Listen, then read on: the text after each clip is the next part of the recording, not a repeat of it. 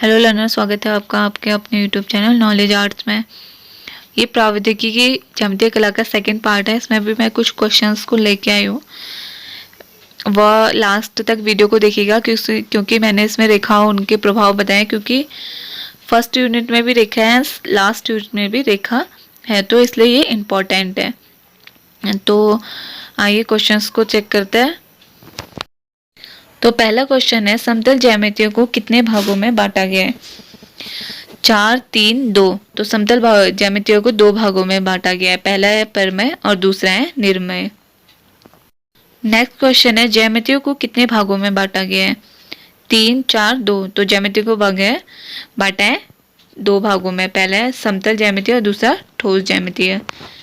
Next question है, ज्यामितीय आकृतियों की रचना यानी कि समतल ज्यामितीय आकृतियों की जो रचना है किसके अंतर्गत होती है?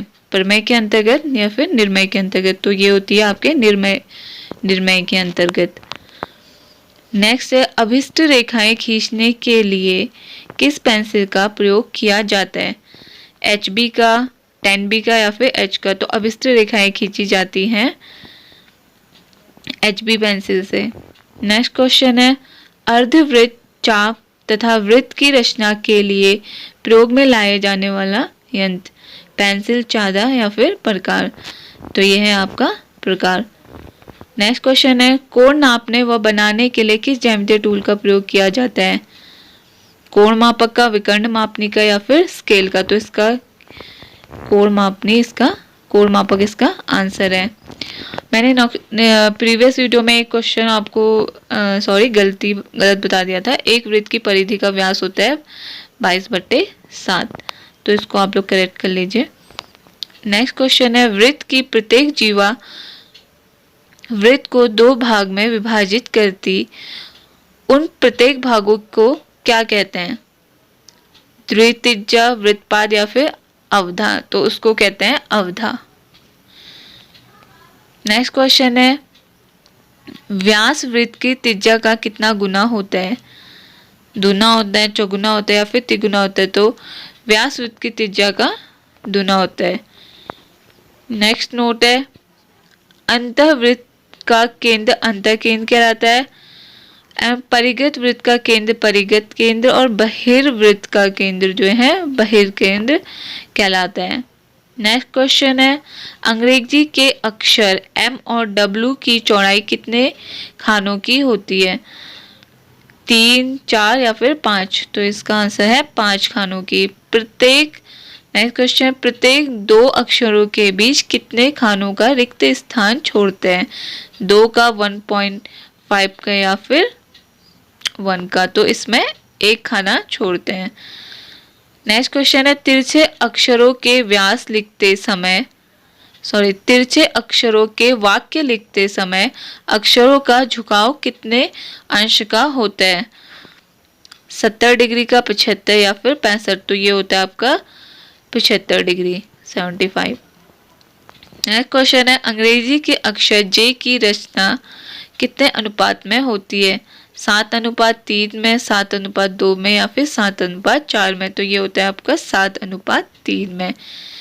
नेक्स्ट क्वेश्चन है, पंचभुजाकार पार्श्व में कुल कितने त्रिभुजाकार पार्श्व होते हैं?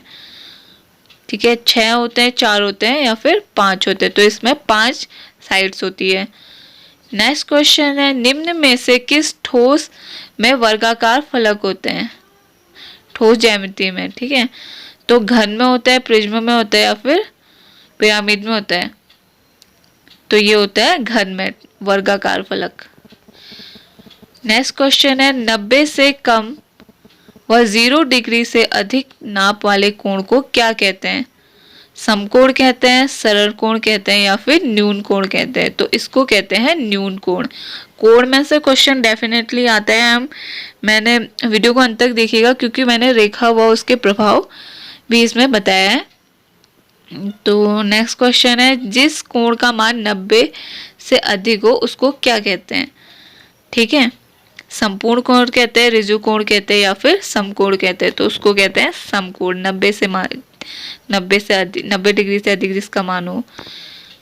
और नेक्स्ट क्वेश्चन है, 179 डिग्री पर बनने वाले कोण को क्या कहते हैं। ठीक है, तो मैंने इसमें डिग्री को डाल के क्वेश्चन इसलिए पूछा है क्योंकि मे भी इस तरीके से पूछ लें। तो न्यून कोण कहते हैं, समकोण कहते हैं या फिर अधिक कोण कहते हैं। तो इसको कहते हैं अधिक कोण।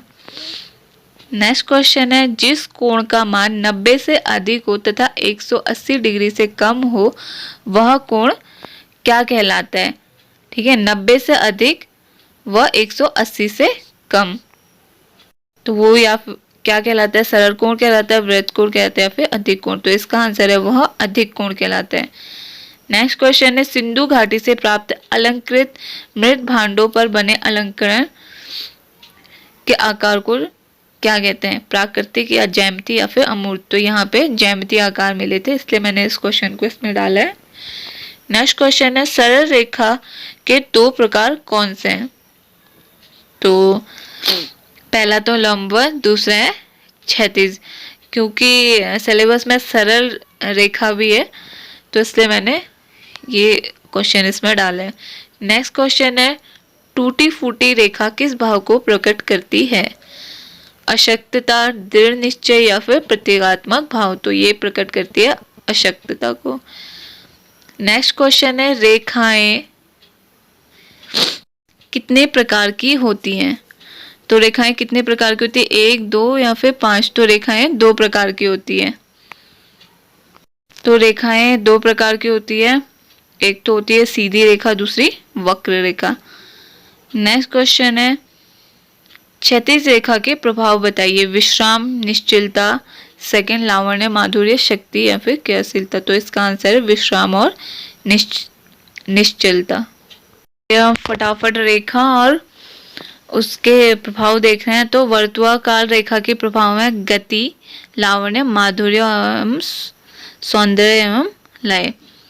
नेक्स्ट है, अधिक मुड़ी हुई रेखा के प्रभाव है, जो बहुत ज्यादा मुड़ी रहती है, उनका प्रभाव है शक्ति, क्रियाशीलता व प्रभावशीलता। नेक्स्ट है, कर्णवत रेखाएं। तो इनका है नाटकीय, उत्तेजना, बेचैनी, व्याकुलता, आघात एवं संघर्ष। तो कर्णवत रेखाओं से कौन सा प्रभाव प्रकट होता है अगर पूछ लिया जाए तो नाटकीय हो या फिर ऑप्शन में उत्तेजना हो, व्याकुल हो, आघात हो, संघर्ष हो, तो ये सभी इसके अंतर्गत आते हैं। कोणीय रेखा से, जो कोण वाली रेखाएं होती है उनसे प्रकट होता है असुरक्षिता, अस्पष्टता, व्याकुलता। एक पुंजीय रेखाएं जो एक बिंदु से निकलकर अनेक दिशाओं में जाती हैं, उसमें स्वच्छता, अभिलाषा, शोभा, तल्लीनता, स्वदेश प्रेम व प्रसार। तो मैक्सिमम पूछा जाता है तो प्रसार ऑप्शन में होता है, तो इसका प्रसार हम टिक कर सकते हैं। और नेक्स्ट है चक्रवाल रेखाएं, स्पाइरल लाइन, उसमें उत्तेजना, शक्ति व गति। ये जो अधिक मुड़ी रेखाएं हैं इसका उदाहरण होता है आग, जो हम आग को ड्रॉ करने के लिए बेसिकली जो लाइन बनाते हैं तो वही है अधिक मुड़ी हुई रेखाएं। नेक्स्ट है, सरल रेखा से क्या शो होता है। तो सरल रेखा से शक्ति, और डॉटेड जो डॉट्स लाइन होती है उससे क्या शो होता है, व्याकुलता। और जो समांतर लाइन है, 2 समांतर लाइन अगर बनाइए तो उससे गहराई प्रकट होती है। तो आज का वीडियो यहीं तक। आई होप कि आपको वीडियो पसंद आया होगा। मेरे साथ वीडियो के अंत तक बने रहने के लिए थैंक यू। आपका दिन शुभ हो।